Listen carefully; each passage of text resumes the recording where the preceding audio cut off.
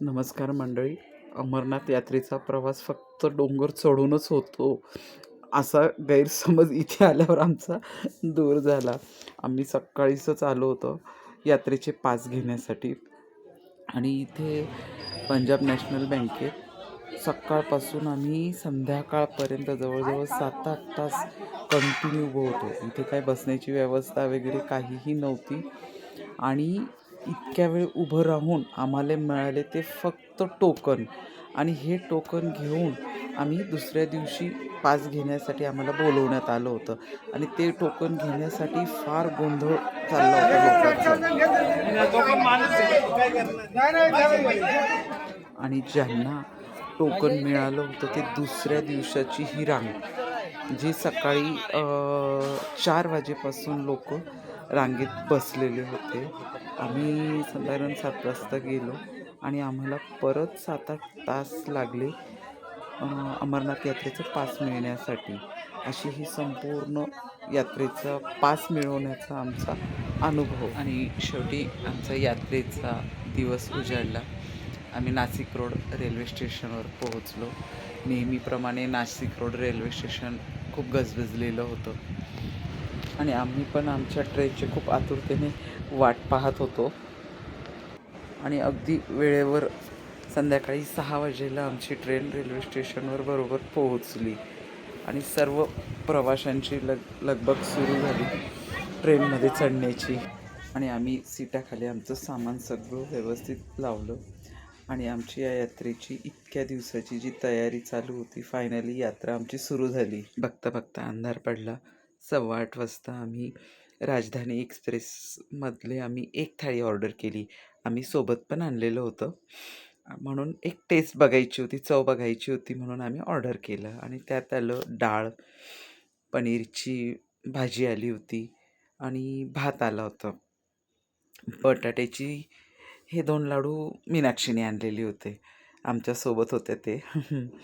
आणि बटाट्याची भाजी, दही, चपाती असं आमचं पोटभर जेवण झालं. जेवण छान होतं अगदी. जेवण झाल्यावर आम्ही रात्रभर छानशी झोप घेतली. सकाळी उठल्यावर खिडकीतनं छान सूर्यनारायणाचे दर्शन झाले, त्यामुळे प्रवास अजूनच छान वाटत होता आणि गरमागरम चहा पिण्याची खूप इच्छा होत होती. तेवढ्यात चहावाला आला, त्याच्याकडनं आम्ही चहा घेतला. चहा पिल्यानंतर दिल्लीच्या हजरत निजामुद्दीन स्टेशनवर आम्ही उतरलो. आमचं दोघा तिघांचं सामान असल्यामुळे आम्ही कुली केला आणि आम्ही स्टेशनच्या बाहेर निघालो. अमरनाथ यात्रेचा हा आमचा जवळजवळ 80 जणांचा ग्रुप आहे आणि आम्ही ज्यांच्यातर्फे ही यात्रा करतो आहे ते म्हणजे नाशिकचे योगेश ट्रॅव्हल्स म्हणून आहेत त्यांच्यातर्फे. आणि इथून आम्ही 6 जणांच्या ग्रुपने टॅक्सी केली आणि टॅक्सीने आम्ही नवी दिल्ली रेल्वे स्टेशनला पोहोचलो. आणि दिल्ली रेल्वे स्टेशनवर जाण्याआधी 12 वाजेलाच आम्ही रेल्वे स्टेशनच्या बाहेरच दुपारचं जेवण करून घेतले, कारण आम्हाला वंदे भारत होती दुपारी 3 वाजेला. आम्हाला 3 तास वाट बघायची होती. अतिशय गरमी, खूप गरमीने आम्ही बेहाल झालो होतो. 3 तास कटता कटत नव्हते आणि शेवटी फायनली वंदे भारतचं दर्शन झालं आणि सगळ्यांनी सुटकेचा श्वास घेतला.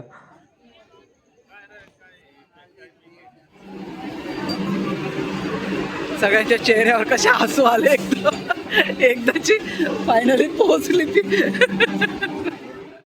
आणि ट्रेनमध्ये शिरल्याबरोबर बाहेरच्या अगदी उष्णतेने बेहाल झालेले सर्व आम्ही एसीच्या थंडगार वातावरणाने एकदम सुखावून गेलो होतो. सर्व प्रवासी छान आपापले सामान लावतच होते, तोपर्यंत आमची ट्रेन निघाली पण आणि फायनली आम्ही दिल्लीला बाय बाय केलं आणि आमचा प्रवास कटऱ्याकडे सुरू झाला. वंदे भारतमधल्या छान स्वच्छता, आरामदायी खुर्च्या, मोठ्या मोठ्या खिडक्या बघून खरंच खूप छान वाटत होतं. जेवणासाठी छानसा छोटासा टेबल, चेअरच्या खाली मोबाईल चार्जिंग पॉईंट होता.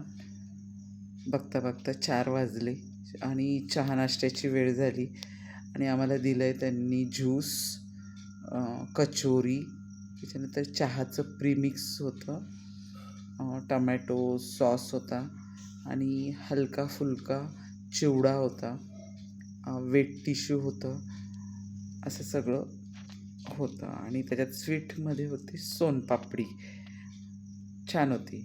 आणि चिवडा तर अतिशय कुरकुरीत आणि खूप छान होता. नाश्त्यानंतर त्यांनी आम्हाला गरम पाणी दिलं, ज्याच्यात आम्ही प्रीमिक्स टाकून चहाचा मनसोक्त आनंद घेतला. आणि हे सगळं झाल्यावर अगदी छानशी एक झोप घेतली आणि जेव्हा जाग आली तोपर्यंत रात्रीच्या जेवणाची वेळ झालेली होती. आणि रात्रीच्या जेवणात त्यांनी आम्हाला दिलेलं होतं वरण भात, पनीरची भाजी, बटाट्याची भाजी, दही, आणि हे सगळं होतं सेम मेनू राजधानी एक्सप्रेसमध्येच आम्ही खाल्ला होता. आणि जेवणानंतर त्यांनी आईस्क्रीम दिलं, जे आम्ही काही खाल्लं नाही. सर्दी खोकल्याच्या भीतीने आम्ही त्यांना ते परत केलं. या संपूर्ण प्रवासात आम्ही खूप थकलो होतो आणि शेवटी रात्री 11 वाजेला आम्ही कटरा रेल्वे स्टेशनवर उतरलो. आणि उतरल्या आम्हाला चक्क समोर वैष्णोदेवीचे डोंगराचं दर्शन झालं आणि काही क्षणासाठी सर्व थकवा अगदी दूर पळायल्यासारखं वाटलं. आणि हा आमचा संपूर्ण ग्रुप आणि हे आमचे टूर मॅनेजर आहे, जे उद्या आमचा सगळ्यात महत्त्वाचा जो प्रवास होणार आहे कटरा ते श्रीनगर, त्याबद्दल सर्व माहिती देतात आहे. कारण सर्व थकले आहेत, त्यामुळे त्यांनी इथेच आम्हाला माहिती दिली, कारण सकाळी उद्या लवकर आमचा प्रवास सुरू होणार आहे. आम्ही पोहोचलो हॉटेल नेक म्हणून. नाही येते ना, काही नाही, आता झालं, हत्ती गेला, शिकतच राहिलं.